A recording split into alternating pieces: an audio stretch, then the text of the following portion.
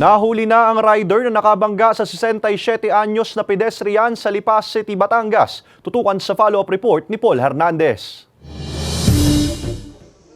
Nahanap na ang rider na nakabangga sa lalaking pedestrian sa Lipas City nitong Lunes. Tumatawid ang 67 anyos na lalaki nang mabundol siya ng paparating na motorsiklo na agad ding umalis. Nasawi ang pedestrian sa insidente. Sa follow-up operation, natunto ng mga pulis hating gabi kanina ang rider sa bahay nito sa Barangay Timbugan, Rosario, Batangas. Through CCTV, nakilala natin yung suspect at na-identify. Dadat na po siya ng tropa doon. Sumama na po siya ng maayos. Walang pahayag sa kamera ang rider. Pero ayon sa kanya, natakot siya kaya agad siyang umalis matapos makadisgrasya. Desidido naman ang pamilya ng nasawi na ituloy ang kaso laban sa rider. Magbibigyan ng hustisya at matatahimik na ang kanyang kaluluwa. Mananagot na ang dapat managot.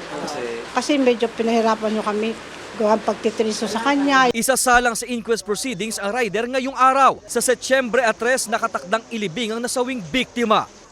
Kasama si Kel Ravaca, Paul Hernandez. Balitang Southern Tagalog.